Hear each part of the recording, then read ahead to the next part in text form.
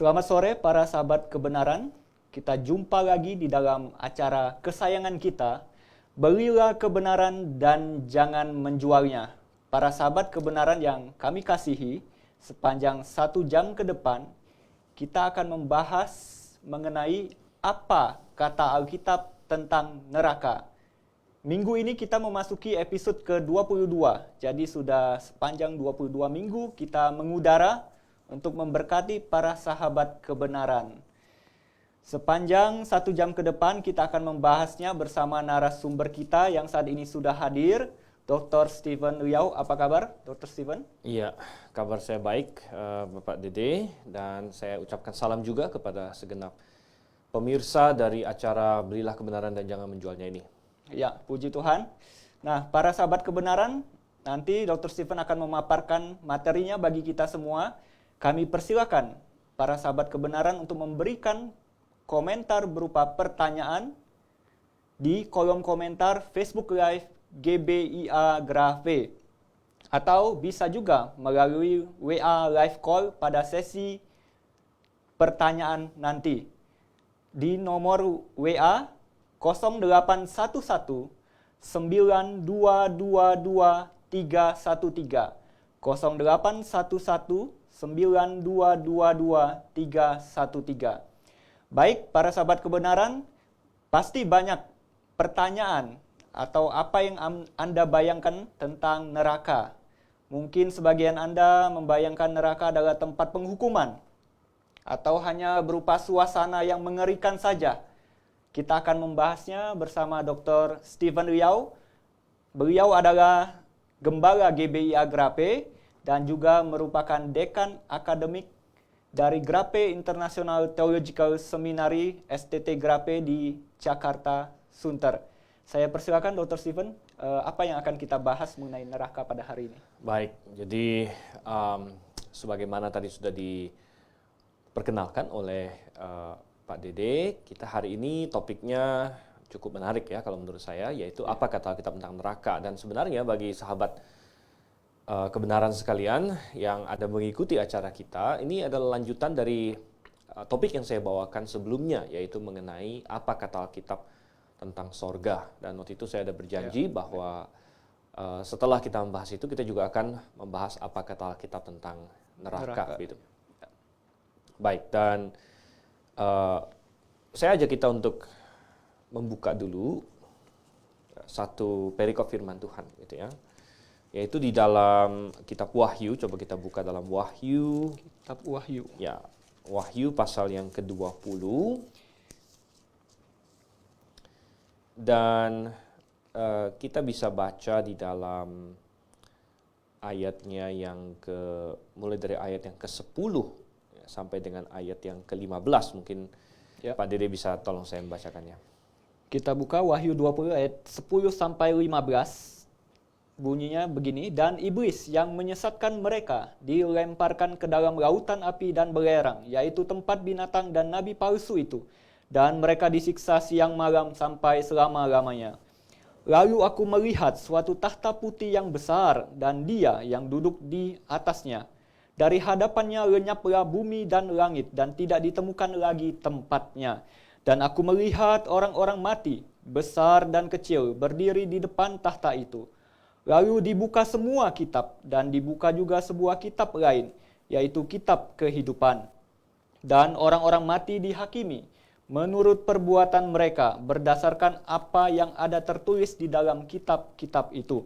Maka laut menyerahkan orang-orang mati yang ada di dalamnya, dan maut dan kerajaan maut menyerahkan orang-orang mati yang ada di dalamnya, dan mereka dihakimi masing-masing menurut perbuatannya.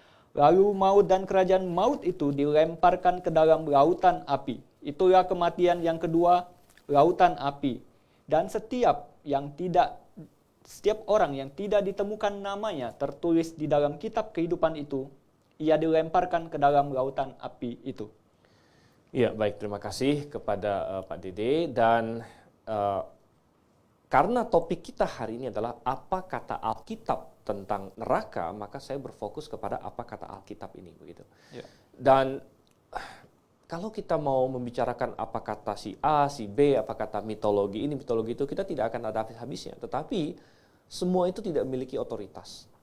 Satu-satunya yang bisa memberitahu kita dengan benar tentang neraka adalah Tuhan. Mengapa? Ya karena Tuhan Maha Tahu dan Tuhan yang bahkan adalah pencipta alam semesta ini. Jadi Tuhan juga tahu tentang neraka begitu.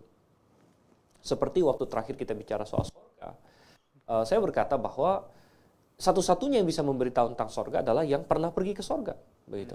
Dan yang pernah pergi ke sorga ini adalah yang teruji, bukan yang ngaku-ngaku pernah pergi ke sorga. Kalau ngaku-ngaku pernah pergi ke sorga, mungkin banyak. Bahkan di toko-toko buku Kristen sekarang marak beredar, ada buku dari kesaksian, ada yang anak kecil, ada yang entah siapa lagi, begitu. Orang dewasa juga ada yang bilang, oh saya ke sorga, lalu ketemu si inilah situ, lalu cerita ini. Apa itu bisa dipercaya begitu? Kita bilang tidak ada standar kebenaran yang bisa melebihi Alkitab, gitu ya. Dan semua ini adalah dasar iman kekristenan. Kita tidak boleh menambah kepada dasar iman kekristenan ini, karena ini adalah kanon tertutup. Kita percaya Alkitab adalah firman Tuhan yang sempurna. Kalau misalnya Alkitab ini belum sempurna, belum lengkap, Tuhan ingin tambahkan lagi, berarti dia belum lengkap, begitu. Tetapi Tuhan sudah tutup wahyunya. Nah, oleh karena itu Alkitab banyak memberitahu kita tentang sorga dan juga tentang neraka. Dan bahkan kalau kita bicara sorga yang lalu, kita bilang Tuhan Yesus Kristus adalah pribadi yang turun dari sorga, maka bisa memberitahu tentang sorga. Dan kita sudah lihat bagaimana Yesus memberitahu tentang sorga. Tapi banyak orang tidak sadar bahwa Tuhan Yesus lebih banyak bicara soal neraka daripada soal sorga.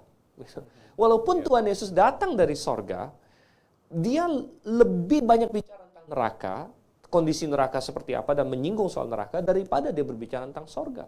Dan ini sangat ironis, karena di kekristenan sekarang ini, banyak sekali orang Kristen yang mulai tidak nyaman dengan konsep neraka. Dan mulai mau menyangkal adanya neraka. Begitu. Kadang-kadang argumen mereka adalah bahwa oh, nggak mungkin ada neraka. Sehingga mereka mulai memfiguratifkan neraka. Oh, neraka itu nggak mungkin. Lalu mereka memakai argumen, Allah kan Allah yang maha kasih, katanya. Allah yang maha kasih nggak mungkin menaruh orang di neraka. Gitu. Tetapi saudara yang kasih sama Tuhan, satu hal yang harus kita pahami adalah, kita tidak bisa memakai logika kita sendiri, kita tidak bisa memakai standar kita sendiri untuk mengetahui kebenaran. Kebenaran yang sejati bisa didapatkan melalui pewahyuan atau penyingkapan yang Tuhan berikan. Karena Tuhan adalah sumber dari kebenaran itu. Dan oleh karena itu, kalau kita baca misalnya perikop yang tadi baru saja dikutipkan, dibacakan oleh Pak Dede tadi, kita mendapatkan bahwa neraka itu real. Jadi itu poin nomor satu yang saya ingin tekankan dan ingin saya bagikan. Ya, neraka bukanlah dongeng. Neraka bukanlah mitos. Neraka bukanlah isapan jempol atau seperti yang banyak ditudingkan oleh orang sekarang ini, ya, termasuk sebagian orang Kristen yang saya katakan sudah terbawa oleh arus dan sudah ngaco. Mereka bilang, oh neraka itu kan hanya alat untuk nakut-nakutin orang, katanya. Neraka hanya alat untuk nakut-nakutin orang, katanya. Seolah-olah, oh ini sudah ketinggalan zaman, hari ini kita jangan khotbah neraka lagi. Ada banyak sekali dalam tanda kutip Kristen yang seperti itu hari ini. Nah, tentu saya harap pemirsa, sahabat kebenaran sekalian, bukan berdasarkan iman Anda pada kata orang, apa yang ngetren. Kalau kita bicara ngetren, neraka tidak ngetren hari ini. Ya, neraka dianggap sebagai topik yang tabu. Aduh, nggak usah lah pakai neraka untuk nakut-nakutin orang dan sebagainya. Tapi, saudara yang kasih sama Tuhan, intinya bukan masalah nakut-nakutin orang atau tidak. Intinya masalah kebenaran. Neraka itu sebenarnya ada atau tidak, begitu. Kalau neraka tidak ada, lalu saya ngomong-ngomong neraka, nah itu benar, saya nakut-nakutin orang. Tapi kalau misalnya neraka ada, lalu saya tidak mau ngomong soal neraka, maka saya, seperti Tuhan bilang sama Yehezkiel, menjadi seorang penjaga yang tidak setia, mestinya memberitahu tentang bahaya, tapi tidak berani menyatakan bahaya itu. Gitu. Tidak berani menyampaikan, ada bahaya, ada penghakiman, saya diam saja, maka saya akan kena hukum nanti. Karena Tuhan sudah suruh saya untuk menyampaikan firman-Nya, saya tidak mau sampaikan firman-Nya. Tuhan dalam firman-Nya bilang ini, lalu saya tidak mau. Nah, saudara yang kasih Tuhan, jadi masalah neraka bukan masalah maunya kita bagaimana, bukan masalah sedang ngetren seperti apa di dunia Kristenan, sedang apa yang cool, apa lain sebagainya, tapi masalah kebenaran. Oleh karena itu, saya sengaja bikin judul topik itu adalah apa kata Alkitab tentang neraka. Karena Alkitab adalah standar kebenaran kita. Dan tadi yang baru saja kita baca dalam Wahyu 20, ya, kalau kita mau ngomong soal Alkitab, tentu banyak sekali ayat yang bisa kita baca tentang neraka. Tadi saya katakan bahwa Tuhan Yesus sendiri lebih banyak bicara soal neraka daripada tentang sorga. Dan tidak mungkin dalam 1 jam ini kita membuka semua perikop tentang neraka. Saking banyaknya, saudara. Tetapi ada beberapa. Nomor 1 tadi kita lihat, neraka itu real. Makanya di dalam tadi ayat yang kita baca disebut sebagai lautan api. Lautan api. Bukan hanya real, tetapi bahkan dideskripsikan seperti apa tempat itu. Tempat itu disebut lautan api. Jadi neraka bukanlah perasaan. Neraka bukanlah suatu kondisi pikiran. Karena kadang-kadang ada orang yang berkata, aduh, dengan misalnya dia kena celaka, atau dia kena musibah, atau seseorang kena apa, aduh saya sudah dalam neraka sekarang katanya, gitu. Itu pemakaian yang salah, bukan itu neraka, gitu. Lalu ada orang bilang, wah, dengan dia kehilangan orang yang dia kasihi, dia sudah dalam neraka di dunia, katanya, neraka di dunia. Wah, jadi seolah-olah neraka itu suatu kondisi yang mengenaskan, ya, atau suatu kesulitan yang kita alami, atau suatu ketika pikiran kita lagi stres atau lagi terkungkung, wah itu neraka begitu. Tidak, bukan itu. Ya. Alkitab tidak pernah menyebut hal itu neraka. Neraka adalah tempat, gitu. Tempat dan tempat yang menyatakan suatu kondisi memang, tapi tempat yang final yang disebut sebagai lautan api di dalam Alkitab. Jadi ada banyak hal yang kita dapatkan di sini. Bagaimana kita melihat bahwa tempat ini ada. Tempat ini rupanya adalah tempat penyiksaan. Begitu, tempat penyiksaan. Ya. Dan manusia bisa pada akhirnya nanti dilemparkan ke dalam lautan api ini. Saya ajak kita buka satu perikop lain lagi yang akan kita lihat di sini di dalam Lukas.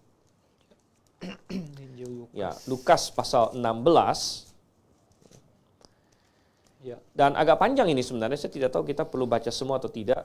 Yaitu perikop dari ayat 19 sampai ayat 31 sebenarnya di sini. Tentang orang kaya dan Lazarus yang miskin. Benar. Bolehlah, mungkin dibaca saja semuanya. Kita tolong kepada Pak Dede ya. Lukas 16 ayat 19 sampai 31 ya. Ya. Ada seorang kaya yang selalu berpakaian jubah ungu dan kain halus, dan setiap hari ia bersukaria dalam kemewahan. Dan ada seorang pengemis bernama Lazarus, badannya penuh dengan borok, berbaring dekat pintu rumah orang kaya itu, dan ingin menghilangkan laparnya dengan apa yang jatuh dari meja orang kaya itu. Malahan anjing-anjing datang dan menjilat boroknya, kemudian matilah orang miskin itu. Lalu dibawa oleh malaikat-malaikat ke pangkuan Abraham. Orang kaya itu juga mati, lalu dikubur. Dan sementara ia menderita sengsara di alam maut, ia memandang ke atas, dan dari jauh dilihatnya Abraham. Dan Lazarus duduk di pangkuannya. Lalu ia berseru, katanya, Bapa Abraham, kasihanilah aku.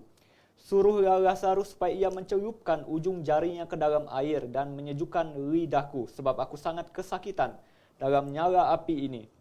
Tetapi Abraham berkata, Anak, ingatlah bahwa engkau telah menerima segala yang baik sewaktu hidupmu, sedangkan Lazarus segala yang buruk. Sekarang ia mendapat hiburan dan engkau sangat menderita. Selain daripada itu di antara kami dan engkau terbentang jurang yang tak terseberangi, supaya mereka yang mau pergi dari sini kepadamu ataupun mereka yang mau datang dari situ kepada kami tidak dapat menyeberang. Kata orang itu, kalau demikian aku minta kepadamu Bapa, supaya engkau menyuruh dia ke rumah ayahku, sebab masih ada 5 orang saudaraku, supaya ia memperingati mereka dengan sungguh-sungguh agar mereka jangan masuk kelak ke dalam tempat penderitaan ini. Tetapi kata Abraham, ada pada mereka kesaksian Musa dan para nabi, baiklah mereka mendengarkan kesaksian itu. Jawab orang itu, tidak Bapa Abraham, tetapi jika ada seorang yang datang dari antara orang mati kepada mereka, mereka akan bertobat. Kata Abraham kepadanya, jika mereka tidak mendengarkan kesaksian Musa dan para nabi, mereka tidak juga akan mau diyakinkan, sekalipun oleh seorang yang bangkit dari antara orang mati. Oke, baik. Jadi terima kasih kepada Pak Dede. Dan ini adalah salah satu dari banyak perikop dalam Injil di mana Tuhan Yesus berbicara mengenai neraka. Seperti yang saya katakan tadi, Tuhan Yesus banyak bicara soal neraka. Dan mengapa demikian? Karena Tuhan ingin supaya manusia sadar betul tentang neraka ini supaya tidak masuk neraka. Begitu. Nah, apa yang bisa kita dapatkan lagi dari perikop ini mengenai neraka? Sebenarnya, saudara yang kasih Tuhan, apa yang digambarkan di perikop ini sedikit berbeda dengan apa yang ditulis di dalam Wahyu pasal 20 itu tadi. Gitu. Apa yang tertulis dalam Lukas pasal 16 ini bukan perumpamaan. Ya, ini adalah cerita yang benar-benar terjadi, kisah yang benar-benar terjadi. Kisah nyata lah boleh dikatakan demikian. Tetapi ini belum lautan api. Belum lautan api atau the lake of fire yang disebut di dalam Wahyu pasal 20. Jadi neraka itu bisa kita bagi menjadi dua fase sebenarnya, ya, dua fase. Dan fasenya adalah fase sementara menunggu kebangkitan sebenarnya. Jadi Alkitab memberitahu bahwa ketika kita mati, ketika manusia mati, ya ini terutama pada zaman Perjanjian Lama ya sampai dengan Yesus itu, maka orang yang mati itu rohnya akan turun ke yang namanya Hades kalau bahasa Yunani. Seol dalam bahasa Ibrani, gitu ya. Jadi bahasa Ibrani istilahnya Seol, bahasa Yunani istilahnya Hades. Dan ini sering diterjemahkan alam maut di dalam Alkitab, ya, alam maut atau kubur dan lain sebagainya. Dan ternyata Hades atau Seol ini kalau kita lihat di Lukas 16 ini digambarkan oleh Tuhan Yesus ada minimal 3 kompartemen di situ.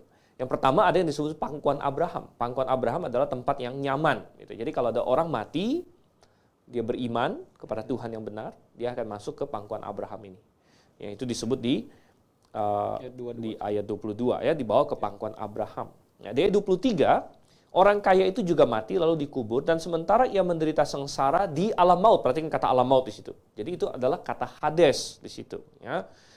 Ada kata Hades di situ, jadi dia masuk ke Hades dulu, Hades. Tapi Hades itu tadi ada minimal 3 kompartemen. Ada pangkuan Abraham, kemudian ada tempat Hades yang tempat menderita ini, yaitu tempat si orang kaya ini masuk ke sana, gitu. Dia menderita di sana. Dan ini disebut tempat penderitaan di ayat 28 dikatakan, supaya mereka jangan masuk kelak ke dalam tempat penderitaan ini, gitu. Jadi ini tempat penderitaan, ini tempat, saudara, ini real, gitu kan? Dan kompartemen yang satunya lagi adalah jurang yang memisahkan antara Hades, antara Hades atau dengan pangkuan Abraham itu, gitu ya. Nah, nanti suatu hari nanti akan ada kebangkitan, dan semua orang yang di dalam Hades ini akan dibangkitkan juga. Tetapi dibangkitkan, kemudian akan kalau dia tidak beriman, ya, atau dia orang yang masuk neraka, dia akan dilemparkan ke dalam lautan api, begitu. Nah, itu boleh dibilang neraka finalnya, gitu. Sedangkan Hades ini adalah neraka temporer lah, boleh dibilang temporer, gitu. Bahkan Hades sendiri akan dilemparkan ke dalam lautan api kalau tadi kita baca di dalam Wahyu pasalnya yang ke-20. Nah, jadi kita melihat di sini bahwa bagaimana Alkitab menggambarkan ini, walaupun ini bicara soal Hades belum yang final, tetapi ada hal-hal yang sama antara Hades yang tempat sengsara ini dengan lautan api. Antara lain misalnya apa? Digambarkan ada nyala api. Dia disiksa oleh nyala api. Tadi kalau neraka yang final disebut lautan api juga. Gitu ya. Lalu kita melihat lagi bahwa di dalam neraka ini manusia yang mati dan masuk sana masih memiliki kesadaran diri. Masih memiliki kesadaran diri. Dan ini berbeda dengan konsep sebagian orang, di mana mereka menganggap neraka itu sebagai hilang. Maksudnya teranihilasi, orang bilang. Nah, jadi ini ada satu doktrin namanya doctrine of annihilation of souls, gitu ya. Dan ada sebagian bidat memegang ini, ya, seperti menara pengawal yang sering mempromosikan diri sebagai saksi Yehova, dan mereka tidak percaya ada neraka. Gitu. Mereka tidak percaya ada neraka, mereka percaya kalau orang jahat kalau mati itu ya hilang, gitu. Hilang artinya jiwanya ya hilang begitu saja. Jadi kena anihilasi begitu ya. Tetapi Alkitab tidak menggambarkan demikian. Kalau tanya saya maunya gimana, ya mungkin saya mau aja seperti itu, tapi kan bukan saya Tuhannya, begitu. Tuhan yang menggambarkan ini, Tuhan bilang enggak nih. Orang kaya ini dia masih sadar, dia masuk ke neraka itu, dia punya kesadaran diri, dia bisa merasakan sakit, dia bisa merasakan haus, dia minta air. Jadi masih ada kesadaran diri, ya, bukan anihilasi begitu, bukan hilang begitu saja, gitu ya. Dan ada banyak ayat lain yang memberitahu kita memang bukan anihilasi. Misalnya ketika bicara soal Yudas Iskariot, Tuhan Yesus pernah membuat komentar di Injil, ya, di Injil Matius, ya, bahwa lebih baik dia tidak pernah dilahirkan. Lebih baik dia tidak pernah dilahirkan. Itu di Matius pasal 26 ayat 24 di situ. Lebih baik dia tidak pernah dilahirkan. Nah, kalau misalnya orang yang binasa itu maksudnya binasa cuma sekedar hilang aja, nggak masuk akal. Kenapa Tuhan Yesus bilang lebih baik dia tidak dilahirkan? Kalau lebih baik tidak dilahirkan, maka nasib orang yang masuk neraka ini lebih buruk daripada sekedar hilang saja. Karena kalau tidak pernah dilahirkan kan memang nggak pernah ada gitu. Jadi kalau memang cuma hilang aja ya sama dong, nggak pernah lahir gitu kan. Tapi Tuhan Yesus tidak bilang sama begitu. Tuhan Yesus bilang lebih baik bagi dia kalau dia tidak pernah dilahirkan. Berarti bahwa nasib orang yang dalam neraka itu bukan sekedar hilang, lenyap, ya, jiwanya kayak pecah gitu, hilang lalu dia udah nggak sadar lagi. Bukan, tetapi memang sebagaimana yang Alkitab katakan ini adalah tempat penderitaan, itu tempat penderitaan. Gitu ya. Ini adalah tempat digambarkan juga tempat penyesalan, ya, tempat penyesalan. Dan si orang kaya ini digambarkan sangat menyesal, sangat menyesal. Aduh, kenapa dan lain sebagainya. Tapi ya, yang paling parah adalah bahwa ini dinyatakan sebagai tempat di mana tidak ada harapan, ya, tidak ada harapan.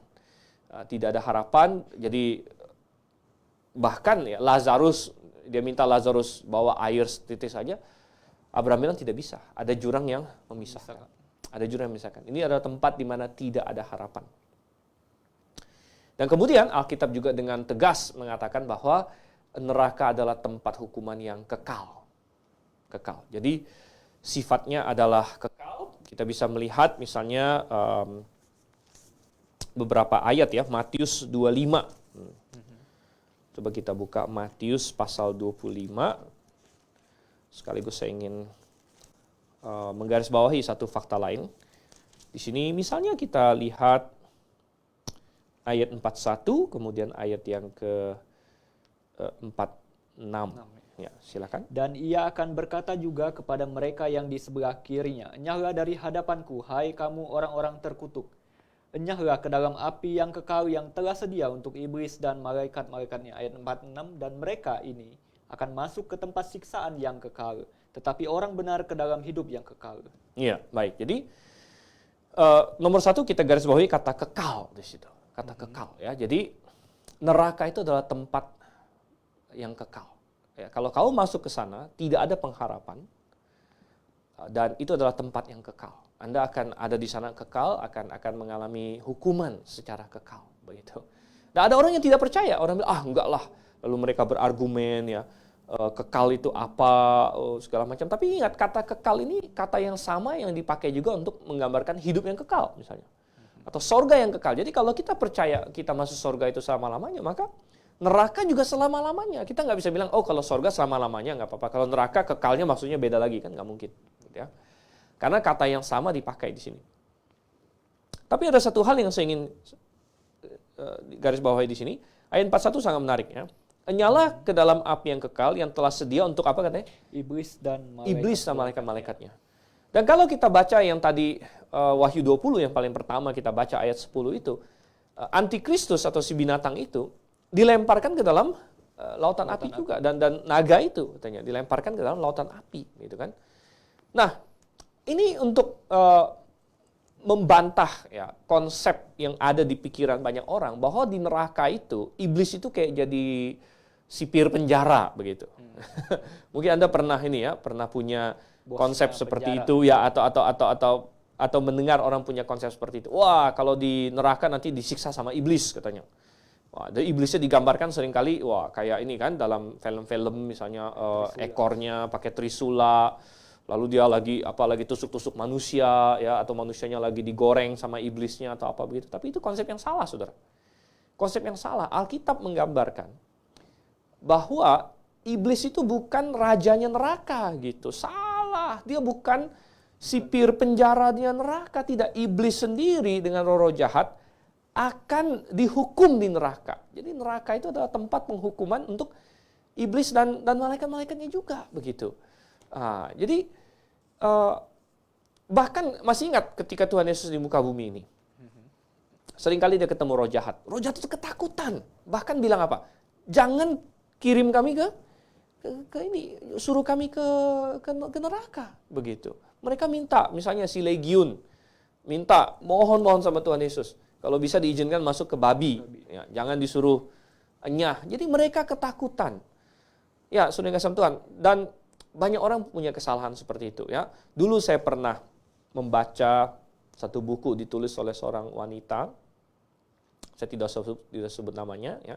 Buku ini cukup terkenal ya, beberapa puluh tahun yang lalu sudah lumayan terkenal, dan wanita ini dia bikin kesaksian, katanya dia ke neraka begitu. Dia dibawa Tuhan Yesus ke neraka katanya. Lalu dia tulis buku begitu. Dan sebenarnya kita langsung dari awal sudah tahu ini pasti nggak benar. Ini pasti nggak benar. Ya, kenapa? Karena kalau Tuhan ingin kasih tahu manusia tentang neraka, ya sudah ada dalam Alkitab. Gitu. Ingat apa yang tadi kita baca di Lukas 16. Si orang kaya itu bilang sama Abraham, tolong minta Lazarus balik lagi ke rumah saya. Ada 5 saudara saya yang masih ada.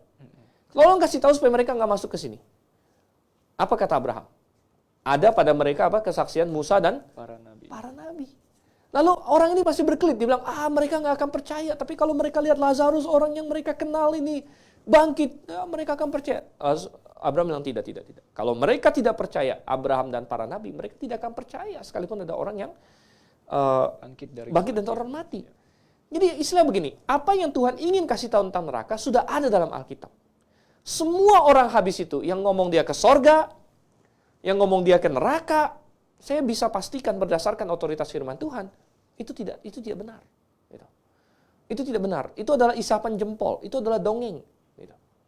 Saya kembali ke tadi yang saya pernah baca buku tadi. Seorang wanita ini. Saya baca bukunya. Saya dikasih bukunya sama orang. Wah, katanya ini Pak. Ini baca nih, ini kesaksian nih orang masuk neraka katanya. Lalu katanya nih. Lalu dia bilang, bahasanya ya. Dia dibawa neraka sama Tuhan Yesus. Lalu dia gambarkan neraka itu kayak orang gitu. Ada kaki neraka, paha neraka, perut neraka gitu, ada kepala neraka, terus ada tangan neraka gitu. Jadi si wanita ini gambarkan seperti itu ya. Lalu mereka masuk ya, pertama di kaki neraka katanya. Lalu dia melihat ada iblis, ada setan apa yang lagi menyiksa manusia segala macam. Jadi kacau total, semua kacau begitu. Dan tidak sesuai dengan Alkitab. Gitu. Dan memang tidak mungkin sesuai dengan Alkitab, karena memang di luar Alkitab, istilah begini, apakah kita percaya ini adalah firman Tuhan? Untuk apa Tuhan bawa seseorang masuk neraka, lihat begitu? Apakah untuk kasih tahu dunia ada neraka? Sudah dikasih tahu dalam Alkitab. Dan kalau mereka tidak mau percaya Alkitab, mereka tidak akan percaya kepada kesaksian-kesaksian yang lain. Malah itu mengacaukan iman dan mengacaukan kekristenan sebenarnya. Ya, jadi sekali lagi, apa kata Alkitab tentang neraka, itu yang bisa kita percaya. Bukan apa kata si A, si B, Budi, Petrus, Philip, Bruce, apa semua. Bukan kata siapapun, ya, tapi apa kata Alkitab tentang neraka. Begitu. Nah, sebelum kita masuk ke tanya jawab, mungkin saya ingin sedikit menggarisbawahi, mungkin ada orang bilang neraka itu kan tempat yang benar, tempat penyiksaan. Dan kita belum bahas semuanya karena memang banyak sekali ayatnya ya. Ada ayat yang berkata ada ulat yang tidak mati di situ, seperti di Yesaya ya. Digambarkan api, digambarkan kegelapan juga yang paling gelap ya, di mana ada ratap dan kertak gigi dan lain sebagainya ya. Jadi ada orang bilang, kenapa Allah yang Maha Kasih bisa mengirim orang ke neraka? Kenapa Allah yang Maha Kasih bisa mengirim orang ke neraka? Dan jawaban Alkitab adalah bahwa justru Allah yang Maha Kasih itu telah melakukan segala daya upaya supaya Anda tidak perlu masuk neraka. Ya. Dan ini adalah fakta yang paling penting tentang neraka. Kalau Anda tidak tahu semua fakta tentang neraka, minimal Anda harus tahu fakta ini. Bahwa Anda bisa lepas dari neraka. Anda bisa lepas dari neraka. Sebenarnya semua manusia yang berdosa harus masuk neraka. Ya. Semua manusia berdosa harus masuk neraka karena upah dosa ialah maut. Ya. Maut itu terpisah dari Tuhan. Gitu. Dan kita semua harus masuk neraka. Tetapi Tuhan Yesus datang. Dan dia lebih banyak bicara soal neraka daripada tentang sorga, adalah justru supaya kita tidak masuk neraka. Tuhan bukan mau nakut-nakutin kita. Tuhan mau memberitahu kita akan bahaya yang real, yang mengancam. Di dalam Matius pasal 5, dia bahkan berkata, kalau ada yang matamu menyesatkan engkau, cungkilah. Tanganmu menyesatkan engkau, potonglah. Kakimu menyesatkan engkau, penggallah. Lebih baik masuk ke dalam hidup dengan cacat daripada dengan utuh masuk dalam neraka, katanya. Jadi Tuhan Yesus telah melakukan segala-galanya supaya kita tidak perlu masuk neraka. Itu dengan cara apa? Dengan cara membayar harga dosa kita. Karena yang menyebabkan kita masuk neraka adalah dosa. Ketika kita berdosa, ketika Adam pertama jatuh dalam dosa, dia menjadi mati. Dia terpisah dari Allah. Dia mati. Makanya tidak ada dalam kitab kehidupan. Ya. Tadi yang awal sekali kita baca, kitab kehidupan. Kalau kita mati rohani, kita tidak ada di dalam kitab kehidupan. Dan itu berarti kita harus masuk neraka. Akan dilemparkan ke dalam lautan api. Tetapi Yesus Kristus datang, dia yang menyelesaikan masalah dosa. Bagaimana caranya menyelesaikan masalah dosa? Harus ada korban untuk menghapus dosa. Dan korban itu tidak bisa pakai domba, pakai lembu, ya. Hanya bisa darah yang kudus, darah yang tidak bernoda, tapi darah yang masih sanak famili kita. Begitu. Dan oleh karena itulah Yesus Kristus, Allah menjadi daging, menjadi manusia, tidak berdosa, mati di kayu salib. Ketika dia mati di kayu salib, dia menanggung dosa Anda dan dosa saya, dosa seisi dunia. Gitu ya. Supaya setiap orang yang percaya kepadanya, maka dihitung apa yang Yesus lakukan, terhitung kepada dirinya. Ketika dia bertobat dan percaya pada Yesus, maka namanya dia dihidupkan, dilahirbarukan, dan namanya masuk ke dalam kitab kehidupan. Sehingga ketika dia mati dan dibangkitkan nanti, dia tidak lagi dibangkitkan untuk masuk ke dalam lautan api, tapi dia dibangkitkan untuk masuk sorga. Itu yang paling penting untuk Anda ketahui mengenai neraka, yaitu bahwa Anda, kita semua sebenarnya harus masuk neraka. Karena kita berdosa. Kecuali Anda tidak berdosa. Tapi Alkitab bilang apa? Semua orang sudah berdosa. Dan upah dosa ialah maut. Tetapi Yesus sengaja datang supaya kita tidak masuk neraka. Jadi tidak ada seorang pun yang bisa menuduh Tuhan. Tuhan tidak kasih. Kenapa saya masuk neraka? Oh, Tuhan bilang, aku sudah bayar harga yang termahal, yaitu diriku sendiri. Putraku yang tunggal. Untuk menyelesaikan dosamu supaya kamu tidak masuk neraka. Tapi kamu tolak. Tetapi kamu tidak mau menerimanya. Jadi kalau sekarang masuk neraka, bukan Allah kurang mengasihi.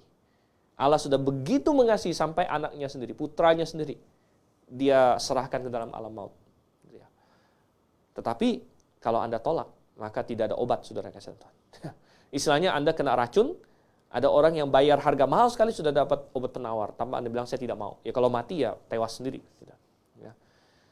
Jadi Yesus banyak bicara soal neraka bukan karena dia tidak mengasihi manusia, justru karena dia mengasihi manusia dan dia tidak mau ada seorang pun masuk. Coba kita lihat terakhir di sini di 2 Petrus lah. 2 Petrus pasal 3 ya. 2 Petrus 3 ayat yang ke-9. Silakan. 2 Petrus 3 ayat 9, Tuhan tidak lalai menepati janjinya. Sekalipun ada orang yang menganggapnya sebagai kelalaian, tetapi ia sabar terhadap kamu, karena ia menghendaki supaya jangan ada yang binasa, melainkan supaya semua orang berbalik dan bertobat. Ini ayat yang indah dan luar biasa. Ya. Ayat ini mematahkan banyak konsep yang salah, ya. Mematahkan konsep bahwa misalnya Tuhan hanya mau sebagian orang diselamatkan sehingga dia pilih ya, secara acak atau secara unkondisional sebagian masuk surga sebagian masuk neraka. Tapi ayat ini bilang apa? Tuhan menghendaki jangan ada yang binasa. Kalau gitu kenapa nggak Tuhan pilih semua aja kalau begitu kan? Nah, jadi ini salahnya.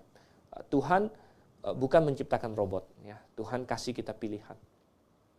Dan Tuhan tidak ingin ada yang binasa, tapi ada yang memilih untuk menolak kasih karunia Tuhan, menolak tawaran Tuhan, sehingga ya dia harus binasa. Gitu. Dan tetapi Tuhan tidak ingin ada yang binasa, dan Tuhan membuat jalan supaya kita bisa lepas dari neraka. Pertanyaannya adalah, tahukah Anda apa kata Alkitab tentang neraka? Terutama bagaimana supaya Anda tidak masuk neraka. Oke, saya serahkan. Ya. Baik, puji Tuhan. Terima kasih Dr. Stephen sudah memaparkannya bagi kita semua. Para sahabat kebenaran, kami persilakan Anda untuk menuliskan komentar berupa pertanyaan di kolom komentar Facebook GBIA Grape, atau bisa lewat WhatsApp call di 0811 9222 313. Sambil kita rehat sejenak, kita nikmati dulu pesan-pesan berikut berupa ada satu buku menarik yang Anda akan simak. Kita istirahat sejenak.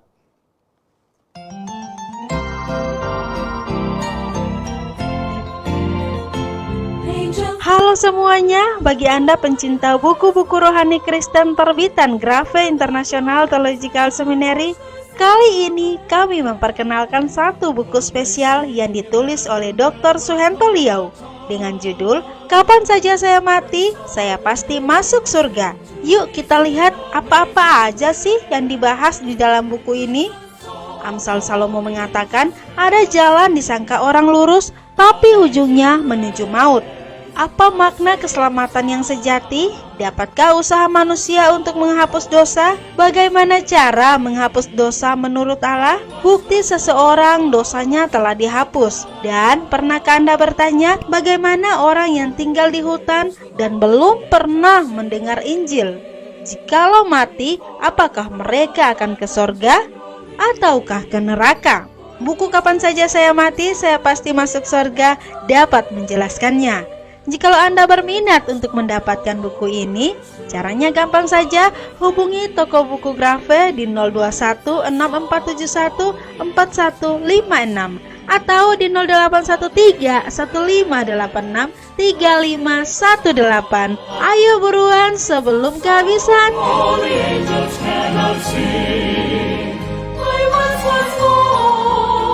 Amazing grace, but now I found, now I found.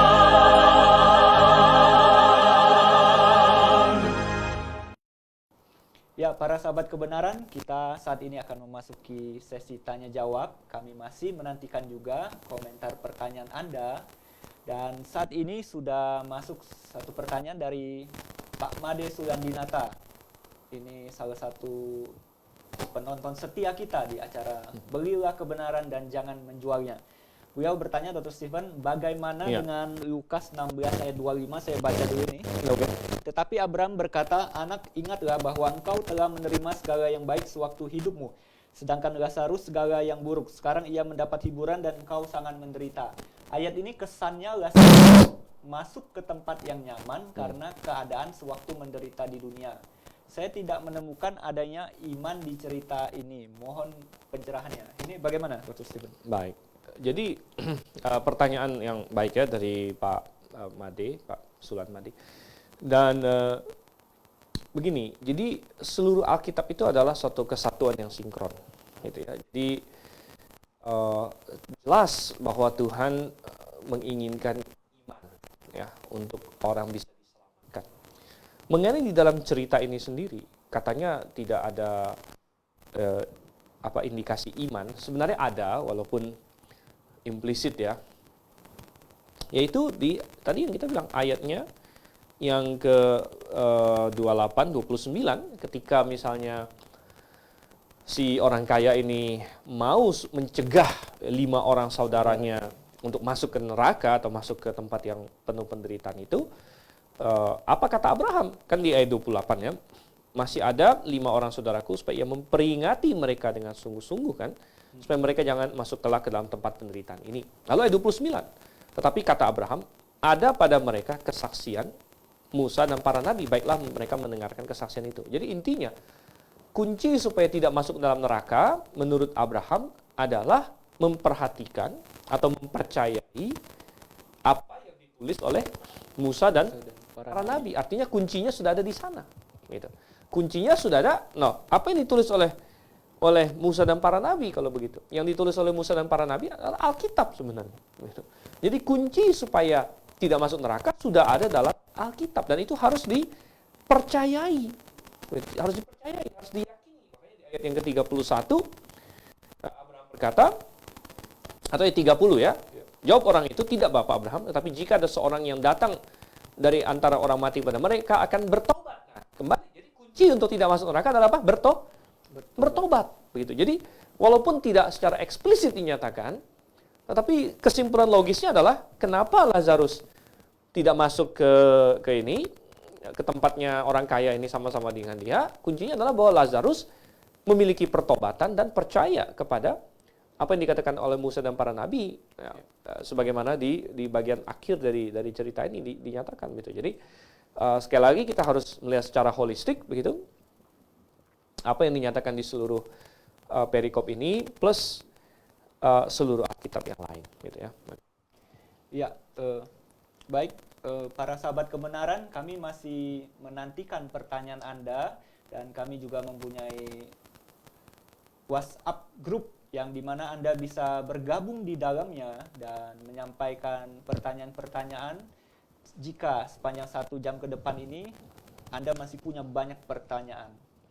Baik, kita masih akan bertanya. Ya, ini ada pertanyaan kedua dari saudara Lawrence Napitupulu. Izin tanya Pak, saya masih bingung. Orang zaman perjanjian lama dan baru yang sudah lahir baru, jika mati masuk alam maut dahulu. Kemudian bagaimana dengan Musa dan Abraham? Apa mereka langsung ke sorga? Oke, baik. Ini pertanyaan dari Dr. Lawrence ya. Ya. Dan begini, orang PL dengan orang PB justru berbeda.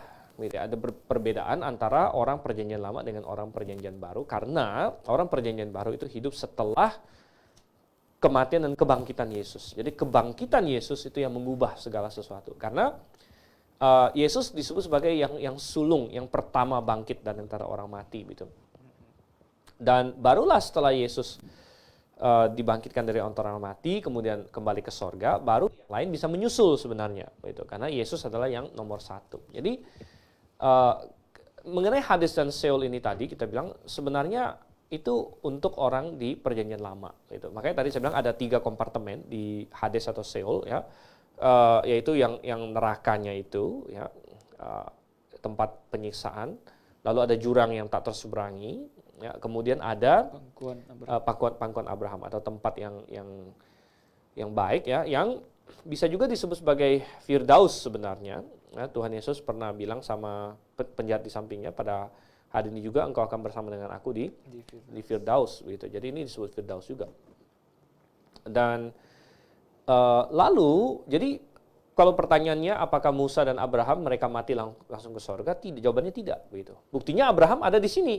Dalam cerita ini kan, kan belum sorga itu. Jadi belum sorga, makanya dia masih bisa pandang memandang antara si orang kaya ini dengan Lazarus dan Abraham. Jadi itu belum sorga begitu. Karena kalau ada orang bertanya, kalau itu sorga, kok dari sorga bisa ngelihat neraka, terus orang neraka bisa lihat sorga gitu kan? Agak lucu juga begitu. Kok si Abraham dan Lazarus kalau memang dia di sorga bisa ngelihat si orang kaya ini bisa ngelihat di sorga. Tapi bukan, ini belum sorga. Itu masih di alam maut tadi itu. Tapi alam maut bagian yang baiknya begitu, Firdaus atau pangkuan Abraham. Jadi ketika Musa dan Abraham mati, mereka tidak langsung ke sorga, mereka masuk ke situ dulu begitu. Nah, setelah kebangkitan Yesus, baru Yesus membawa, kalau kita baca di Efesus itu, membawa tawanan-tawanan. Jadi ketika dia naik ke sorga, dia membawa orang-orang yang dari Firdaus ini, dan sekaligus Firdausnya dibawa juga ke sorga. Begitu dibawa ke sorga, sehingga Firdaus ada di sorga sekarang. Kalau kita baca Paulus menulis di 2 Korintus, dia diangkat ke Firdaus, sudah di sorga di situ. Ya, jadi di perjanjian baru kalau kita mati, roh kita langsung ke sorga sekarang. Gitu ya. Tapi untuk orang PL tidak. Gitu ya. Mereka ke Seol dulu, tapi setelah kebangkitan Yesus, roh mereka juga sudah dibawa ke sorga. Oke, cukup jelas ya, Dr. Lawrence tadi yang bertanya. Sekarang ada pertanyaan ketiga dari Bapak Mangasi Pandiangan. Dia berkata Allah itu digambarkan sebagai Allah yang penuh kasih, penuh ampun, dan welas asih. Pertanyaannya, apakah mungkin Allah seperti yang saya gambarkan di atas mau memasukkan ciptaannya ke neraka yang begitu mengerikan tersebut, Pak? Bukankah hal ini kelihatannya sangat kontras dengan sifat-sifat Allah? Bagaimana nih, Dr. Stephen? Ya, baik. Inilah yang tadi banyak kita bahas juga, begitu ya. Artinya begini, artinya apa ya? Kita bilang bahwa neraka itu adalah antitesis dari keberadaan Allah. Ya, karena orang yang mati secara rohani berarti terpisah dari Tuhan, gitu. Terpisah dari Tuhan. Dan ketika ciptaan itu terpisah dari penciptanya, maka ya dia kehilangan segala yang baik sebenarnya, ya, kehilangan segala yang baik dan sisa yang tidak baik, gitu. Nah, ya neraka itu adalah begini. Ada banyak hal tentang neraka masih misteri bagi kita. Sama seperti banyak hal tentang sorga itu misteri juga, begitu. Tapi yang pasti neraka itu memang benar ada. Neraka itu untuk selama-lamanya. Neraka itu adalah tempat penderitaan, gitu ya.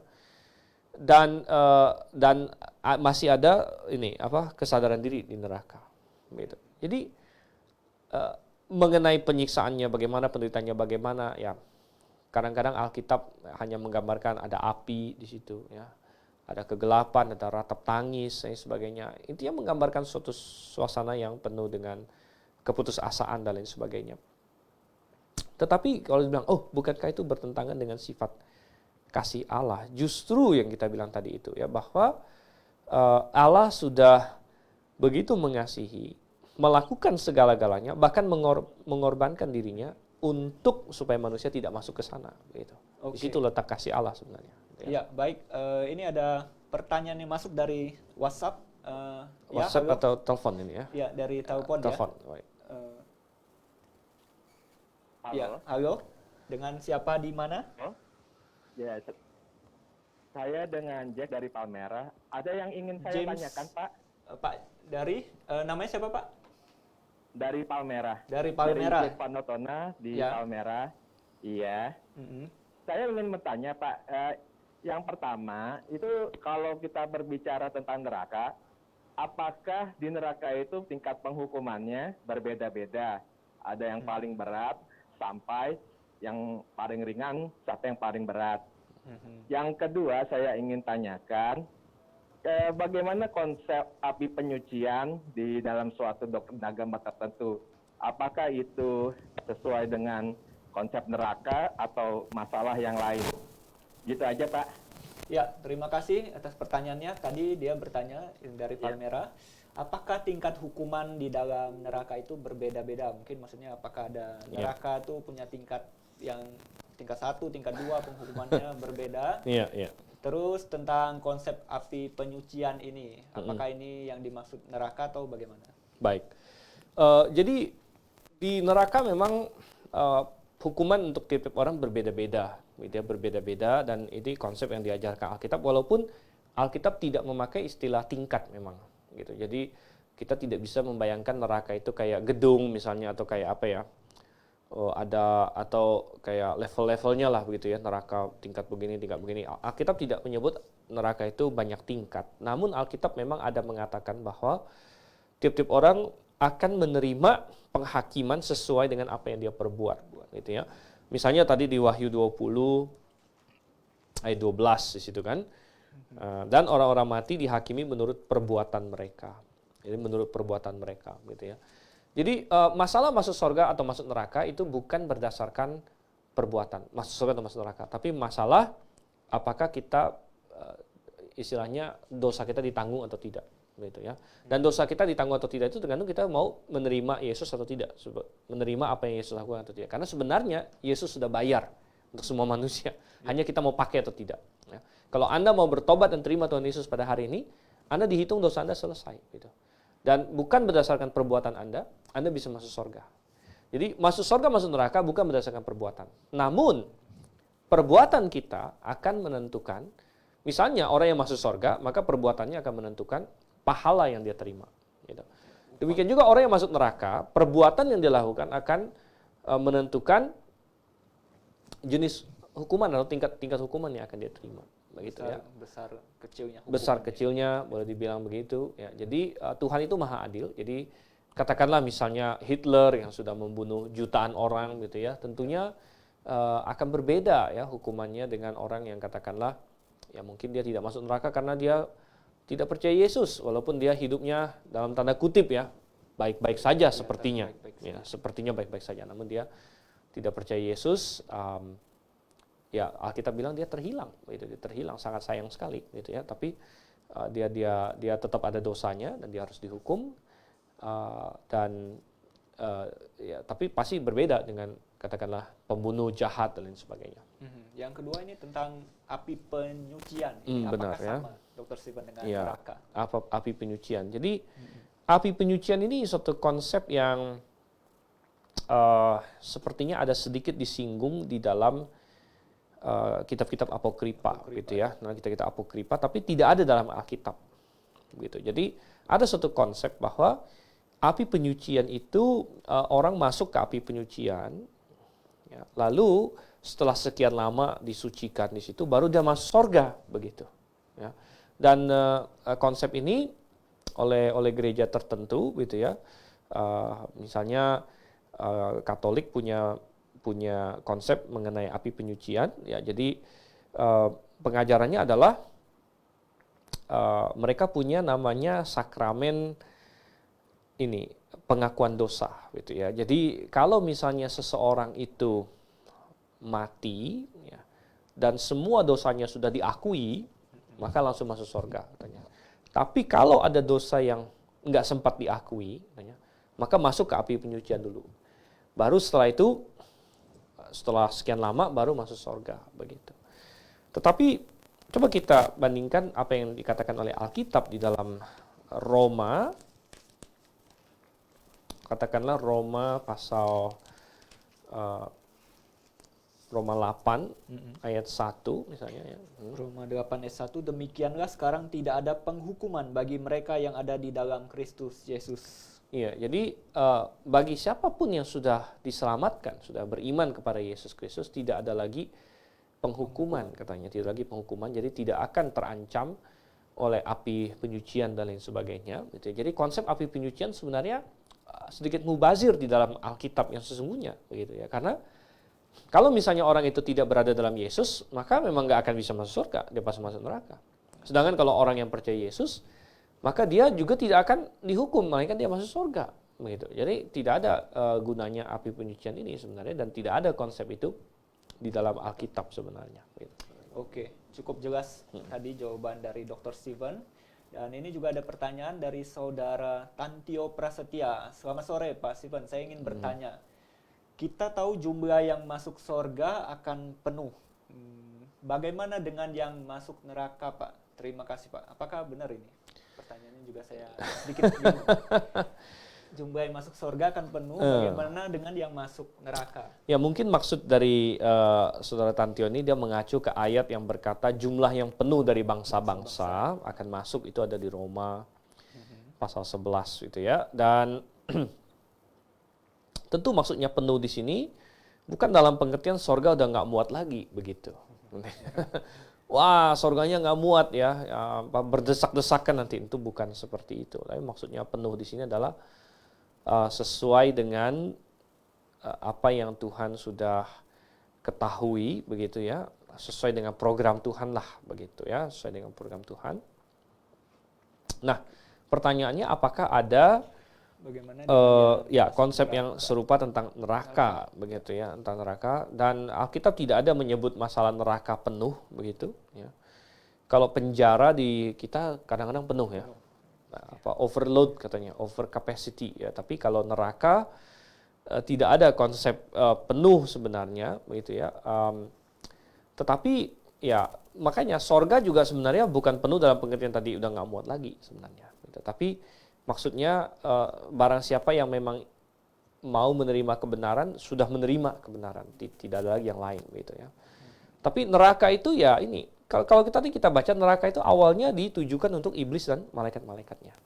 Tapi kemudian manusia juga yang tidak percaya juga masuk begitu. Jadi rupanya ya kapasitasnya ada aja begitu ya. Jadi ya mungkin ada satu ayat ya. Sambil ini saya cari deh, boleh masuk ke pertanyaan berikutnya. Iya, pertanyaan berikutnya yaitu Wahyu 20 ayat 1 ada dikatakan malaikat turun dari surga memegang anak kunci jurang maut. Apakah ini yang disebut malaikat yang menjaga neraka? Karena ayat 2-nya dia mengatakan menangkap iblis atau Satan, mengurungnya selama 1000 tahun di dalam jurang maut dan seterusnya begitu. Oke. Ya, jadi ada malaikat yang ini ya turun dari jurang ya. Turun dari surga memegang anak kunci. Jadi apakah ini malaikat yang menjaga neraka gitu ya? Nomor satu kita melihat bahwa ini bukan malaikat jahat ya, ini malaikatnya Tuhan. Jadi malaikat Tuhan ini karena dia menangkap ini iblis, dia menangkap iblis. Jadi dia bukan ini, jadi membantah konsep bahwa neraka itu punya iblis gitu, bukan ya. Jadi saya rasa malaikat ini hanyalah ingat malaikat itu kan pelayannya Tuhan. Jadi ini salah satu malaikat yang Tuhan mungkin kasih jurisdiksi untuk mengurus masalah ini, begitu ya. Jadi kita nggak dikasih tahu namanya. Tentu malaikat punya nama, tapi kita nggak dikasih tahu. Kebanyakan kita hanya ada 2 nama Alkitab yang disebut dalam Alkitab, 2 nama malaikat yang disebut dalam Alkitab, yaitu Mikael dan Gabriel, gitu ya. Jadi ya ini salah satu malaikat Tuhan, begitu yang memang ditugaskan untuk tugas ini, begitu. Ya, mengenai apakah memang dia yang ngurus neraka dalam tanda kutip ngurus bagaimana ya kita nggak tahu juga sih. Gitu ya. Oke, baik. Ada pertanyaan masuk ini, Dr. Stephen dari Selwi Wijaya Bermawi. Baik. Sore Pak, mau tanya dalam Wahyu 20 ayat 14 dikatakan lalu maut dan kerajaan maut itu dilemparkan ke dalam lautan api. Ini ayat yang kita baca tadi, itulah kematian yang kedua, lautan api. Yang saya mau tanyakan, maut dan kerajaan maut maksudnya gimana ya Pak? Apakah ini 2 hal yang berbeda? Iya, baik. Jadi ini pertanyaan yang baik. Jadi coba kita balik lagi. Wahyu 20 14. Maut dan kerajaan maut. Jadi maut dan kerajaan maut inilah yang dalam bahasa aslinya sebenarnya adalah Hades. Ya, jadi makanya tadi saya bilang Hades itu sendiri akan dilemparkan ke dalam lautan api begitu. Jadi ingat tadi Hades itu kan tempat, dan banyak teolog berpikir bahwa Hades ini adanya di perut bumi karena setiap kali orang mati Alkitab menggambarkan turun gitu ya. Jadi Hades ini memang bisa jadi ada di perut bumi. Tapi ingat bahwa peristiwa yang lautan api ini adalah setelah bumi dan langit lama itu dihancurkan gitu ya. Jadi bumi sudah dihancurkan. Nah, Hades tempat sementara, tadi kita bilang Hades itu tempat sementara. Hades itu sendiri akan dilemparkan ke dalam lautan api. Jadi ada tempat yang temporer itu akan dilemparkan ke dalam lautan api. Sedangkan mengenai kerajaan maut ya. Jadi yang satu adalah Hades dan yang kedua adalah Thanatos. Jadi yang disebut sebagai maut itu Thanatos, kerajaan maut itu Hades katanya. Jadi Thanatos dan Hades. Thanatos itu dalam bahasa aslinya artinya memang kematian, itu kematian. Jadi maksud Tuhan adalah kematian itu dilemparkan ke dalam lautan api. Jadi artinya di luar lautan api itu tidak akan ada kematian lagi. Ini berarti bahwa di langit baru dan bumi baru tidak ada kematian lagi maksudnya, begitu ya. Dan Hades pun sudah dilemparkan, jadi tidak ada lagi tempat sementara, ya. Sudah final, artinya sudah final. Makanya di langit baru bumi baru semua sudah final. Ya, yang masuk ke langit baru bumi baru Yerusalem baru juga sudah final, yang masuk ke lautan api juga sudah final. Tidak ada lagi tempat sementara Hades dan tidak lagi kematian Thanatos. Gitu. Oke. Baik, sudah banyak pertanyaan yang masuk tadi dan sudah kami jawab. Kita akan menutup dengan kesimpulannya. Dr. Stephen, bisa disampaikan apa yang mau disampaikan bagian penutup kali ini? Baik. Sebagai kesimpulan, kita kembali kepada apa yang Alkitab katakan, bahwa neraka itu ada. Ya, banyak orang hari ini tidak suka dengan fakta ini. Ya. Tapi Alkitab menegaskan neraka itu ada, neraka itu tempat yang benar ada, yang kekal, tempat hukuman bagi orang yang mati di dalam dosa-dosanya, yang tidak memiliki Kristus. Namun Allah begitu mengasihi Anda dan saya sehingga Dia rela mati supaya kita tidak perlu masuk ke sana. Dan pertanyaannya adalah, jangan kita meragukan adanya neraka, jangan kita menolak itu, tapi pastikan diri kita sudah diselamatkan dari neraka, sebagaimana yang dikatakan, bahwa barang siapa yang percaya kepada Putra Tunggal Allah, maka ia bisa tidak binasa, melainkan beroleh hidup yang kekal. Pastikan itu adalah Anda dan saya. Ya, amin. Puji Tuhan. Para sahabat kebenaran, Anda sudah menyimak sepanjang hampir 1 jam ini, dan jika Anda masih ingin bertanya mengenai program ini, siaran kami hari ini, Anda dapat bergabung di grup WhatsApp yang sudah kami letakkan linknya di kolom komentar di screen Anda. Silakan Anda klik link itu dan gabung ke dalam grup WhatsApp ini.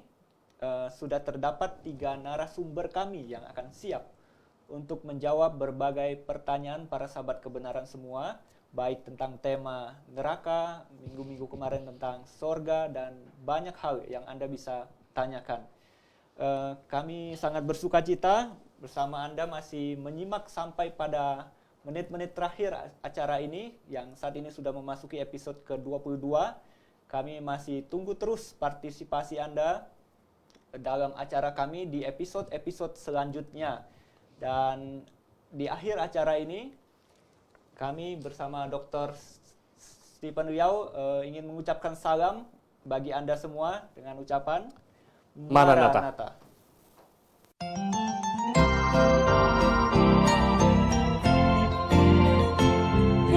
Halo semuanya, bagi Anda pencinta buku-buku rohani Kristen terbitan Grafe International Theological Seminary, kali ini kami memperkenalkan satu buku spesial yang ditulis oleh Dr. Suhento Liau dengan judul Kapan Saja Saya Mati, Saya Pasti Masuk Surga. Yuk kita lihat apa-apa aja sih yang dibahas di dalam buku ini.